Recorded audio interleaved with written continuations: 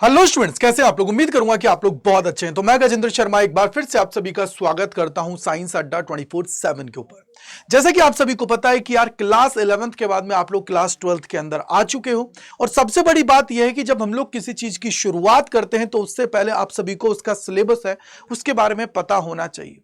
तो क्या आप लोगों का पीसीएमबी का कंप्लीट सिलेबस है, कौन कौन से चैप्टर हैं, कितना टोटल मार्क्स है, उन सारी चीजों को मैं आपको समझाने वाला हूं इस वीडियो के अंदर। तो अपने जितने दोस्त है फ्रेंड्स है सभी को शेयर कर दीजिएगा जिससे उनका भी भला हो सके। तो चलिए शुरू करते हैं और जानने की कोशिश करते हैं। तो सबसे पहले अगर आप लोग सिलेबस चाहते हो कहां से डाउनलोड करना है तो आप लोगों को सबसे पहले एकेडमिक वेबसाइट के ऊपर जाना है। जैसे ही यहां पे जाएंगे तो आप सभी के सामने करिकुलम 25 और 26 का आपको दे रखा है। यहां पे आप लोग आओगे तो इसके बाद में आप लोग देखोगे, सबसे पहले मैं आपको फिजिक्स पे लेके चलता हूं। तो फिजिक्स पे आप लोग जैसे ही आओगे तो यहां पे आप लोग देखेंगे कि यार कौन कौन से चैप्टर्स हैं टोटल इसके अंदर। साथ ही साथ आप लोगों को यह भी पता होना चाहिए कि यार टोटल मार्क्स कितने।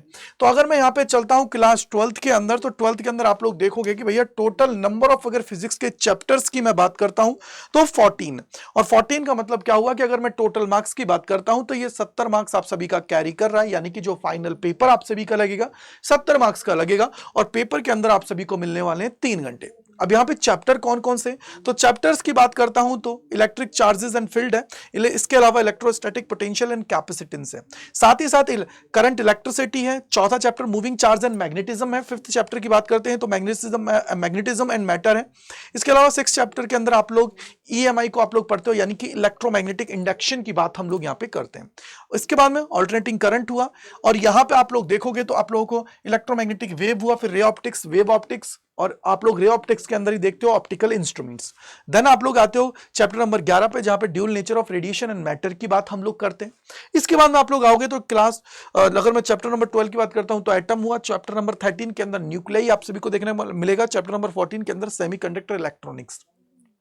अब बात ही आती है कि सर यूनिट वाइज अगर हम लोग देखेंगे तो सबसे ज्यादा जो मार्क्स कैरी कर रहा है वो है इलेक्ट्रॉनिक्स डिवाइसेस के अंदर, 7 मार्क्स आप सभी के हैं। और यहां पे आप लोग देखोगे तो जो मेजर पोर्शन है उसको हटा दिया गया है। यानी कि आप लोग बोलोगे कि सर रेक्टिफायर तक का जो आपका पार्ट है वो आप सभी का सिलेबस के अंदर है। वहीं अगर हम लोग बात करें यहां पे कि यार अगर आप लोग dual nature of radiation and matter की बात करते हैं और साथ ही एटम और न्यूक्लियर की बात करते हैं तो टोटल 12 मार्क्स का ये कंप्लीट है। इसके बाद में अगर हम लोग चैप्टर नंबर 8 और चैप्टर नंबर 9, 10 की बात करते हैं तो टोटल 18 मार्क्स को कैरी कर रहे हैं। इसके अलावा अगर हम यहां पे देखोगे 4, 5 और 6, 7 यानी कि 4 चैप्टर्स की बात करोगे तो 17 मार्क्स कैरी कर रहे हैं। और वहीं अगर मैं इनिशियली जो आप लोगों के चैप्टर्स है कौन कौन से 1, 2, 3 इनकी बात करते हैं तो 16 मार्क्स आप सभी के कैरी कर रहे हैं। यानी कि सर यहां पे इंपॉर्टेंस जो आप सभी की है वो सबसे ज्यादा रे ऑप्टिक्स, वेव ऑप्टिक्स की सबसे ज्यादा है। साथ ही साथ अगर मार्क्स अगर कैरी करना चाहते हो तो इलेक्ट्रो जो आप लोगों का 14th चैप्टर है जिसके अंदर सेमीकंडक्टर इलेक्ट्रॉनिक्स की हम लोग बात करते हैं तो वहां पे आप सभी के लिए इजी है। तो 7 मार्क्स का आप लोगों को सीधा सीधा वहां से आपको देखने को मिलता है। ठीक है, तो इसके लिए मैंने ऑलरेडी, अगर आप लोग सिलेबस डिटेल में देखना चाहते हैं तो डिटेल वीडियो बना दिए, बट इसके अंदर मैं मैक्सिमम आप सभी को जो यूनिट वाइज है, कितनी यूनिट है, कितना आप लोगों का वेटेज है, उसकी बात हम लोग यहाँ पे करने वाले हैं। अगर इसी तरीके से अगर मैं केमिस्ट्री के अंदर आता हूं तो केमिस्ट्री के अंदर आप लोग देखोगे यहाँ पे कि यार इस बार जो सिलेबस है उसको रिड्यूस कर दिया गया। पिछली बार भी रिड्यूस कर दिया गया था। पहले अगर पिछली बार से पहले की अगर मैं बात करता हूं तो वहां पे आप लोग जानते हो कि यार आप लोगों की जो यूनिट्स जो होती थी वो टोटल, अगर मैं यूनिट्स की बात करूं तो आप लोगों की काफी होती थी। वहां से आप लोगों का क्या किया है, इसको रिड्यूस कर दिया गया।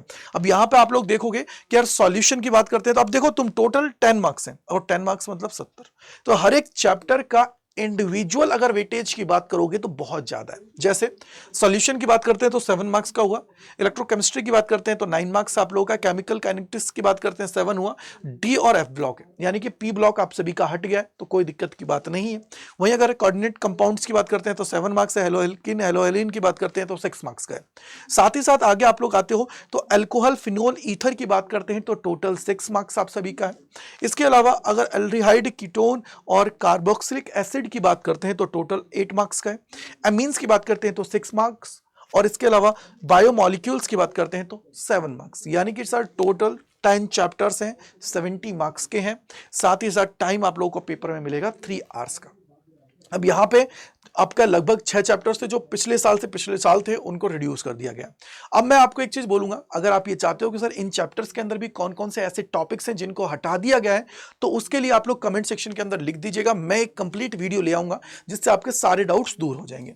अगर मैं यहीं पे आपका आता हूं मैथ्स के अंदर, तो मैथ्स के अंदर आप लोग देखोगे कि भैया कौन कौन से ऐसे टॉपिक्स हैं जो आप लोगों के हैं और कौन कौन से ऐसे टॉपिक्स हैं जिनको हटा दिया गया है। तो आपका ये 12th का आ गया। अगर मैं 12th के अंदर बात करूंगा तो टोटल आप देखोगे कि टोटल आप लोगों की कितनी है, 6 यूनिट्स है, जिसमें पहला कौन सा है, अगर बात करूं रिलेशन एंड फंक्शन है जो पूरी की पूरी, इसके अलावा अलजेब्रा है, कैलकुलस है, वेक्टर एंड 3 डायमेंशनल ज्योमेट्री है, उसके अलावा लीनियर प्रोग्रामिंग है और प्रोबेबिलिटी है। देखोगे यहाँ पे देखो रिलेशन एंड फंक्शन की बात करोगे 8 मार्क्स का है, अलजेब्रा 10 मार्क्स का है, कैलकुलस 35 मार्क्स का है, वेक्टर एंड 3D की बात करते हो 14 मार्क्स है, लीनियर प्रोग्रामिंग 5 मार्क्स है और प्रोबेबिलिटी कितना है, 8 मार्क्स है।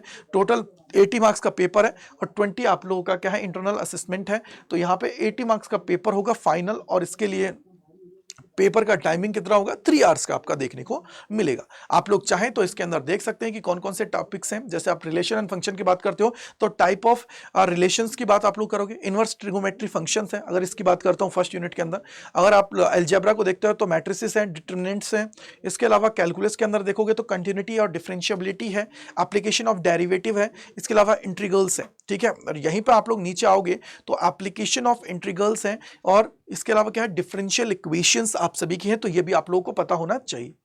तो यहां पे आप लोग आओगे 4th में, तो यहाँ पे वेक्टर एंड 3D की अगर बात करते हो तो वेक्टर्स आप सभी का है और 3D आप सभी का है। 3D ज्योमेट्री की बात हम लोग यहाँ पे करेंगे, यानी कि 3 डायमेंशनल की बात है।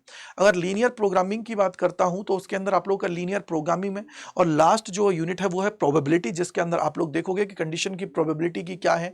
उसके अलावा इंडिपेंडेंट इवेंट कौन से होते हैं, डिपेंडेंट इवेंट कौन से होते हैं, बाइस थ्योरम क्या कहती है। तो इन सारी चीजों को आप लोग यहाँ पे देखते हो। तो ये आप लोगों का कौन सा हुआ, मैथ्स का पोर्शन हुआ। इसी के अलावा अगर मैं आगे आता हूं तो आगे आप लोग देखोगे बायोलॉजी का सिलेबस। बायोलॉजी के अंदर भी हम लोग देख लेते हैं क्या क्या चीजें हैं। देखो यार, देखो बायोलॉजी की बात करते हैं तो नंबर ऑफ चैप्टर्स के हिसाब से इसको देखोगे तो थोड़े से ज्यादा है, ठीक है। अगर चैप्टर्स मतलब इंडिविजुअल अगर आप लोग जाते हो, देखो यूनिट्स आप सभी की हैं, लेकिन यूनिट्स के अंदर भी आप लोग जाते हो तो इंडिविजुअल चैप्टर्स के अंदर इसके अंदर चीजें बहुत ज्यादा है। जैसे एग्जाम्पल के लिए मैं यहाँ पे आपको लेके आता हूँ, देखो ये रहा, यहाँ से आप लोगों का स्टार्ट हो जाएगा क्लास 12th का। ये रहा आप सभी के सामने कि भैया क्लास 12th की बात करते हो तो टोटल अगर मैं यूनिट्स की बात करता हूं तो देखो 1 2 3 4 5 यूनिट्स हैं, क्योंकि 5 ऑलरेडी आप लोगों की उसके अंदर है 11th के अंदर, तो 5 यहाँ पे है। तो यहाँ पे आप देखोगे 16 मार्क्स का आप लोगों का रिप्रोडक्शन है। इसके अलावा जेनेटिक्स एंड एवोल्यूशन की बात करते हैं 20 मार्क्स है। बायोलॉजी एंड ह्यूमन वेलफेयर की बात करते हैं तो 12 है। और इसके अलावा बायोटेक्नोलॉजी एंड इट्स एप्लीकेशंस की बात करते हैं तो 12 हुआ। इकोलॉजी और एनवायरमेंट की बात करते हैं तो 10 हुआ। टोटल 70 मार्क्स का हुआ। यानी कि सिंपल अगर मैं बोलूंगा तो सर इनके अंदर सब चैप्टर्स बहुत ज्यादा है, तो सब चैप्टर्स आप लोगों को करने की जरूरत है। तो देखो आप लोग देखोगे तो रिप्रोडक्शन के अंदर भी बात करोगे तो टोटल आप लोगों के क्या है, 3 चैप्टर्स हैं। वहीं अगर जेनेटिक्स में आते हो तो यहाँ पे आप लोगों के टोटल कितने हैं, अगेन 3 चैप्टर्स हैं। बायोलॉजी एंड ह्यूमन वेलफेयर के अंदर आते हो तो यहाँ पे आपके 2 चैप्टर हैं, ह्यूमन हेल्थ एंड डिजीज, और इसके अलावा जो माइक्रोवेव्स इन ह्यूमन वेलफेयर की बात करते हैं। इसके अलावा 9th चैप्टर के अंदर बायोटेक्नोलॉजी एंड इट्स एप्लीकेशन है, तो biotechnology and principle and processes है। बायोटेक्नोलॉजी एंड इट्स एप्लीकेशन आप सभी के पास है। और अगर 10th यूनिट की बात करते हैं जो आप लोगों का इकोलॉजी एंड एनवायरनमेंट है, जिसके अंदर आप लोग ऑर्गेनिज्म एंड पॉपुलेशन इको, जो आप लोग का इकोसिस्टम है, बायोडाइवर्सिटी एंड इट्स कन्वर्जन, तो ये आप लोगों का पूरा सिलेबस है।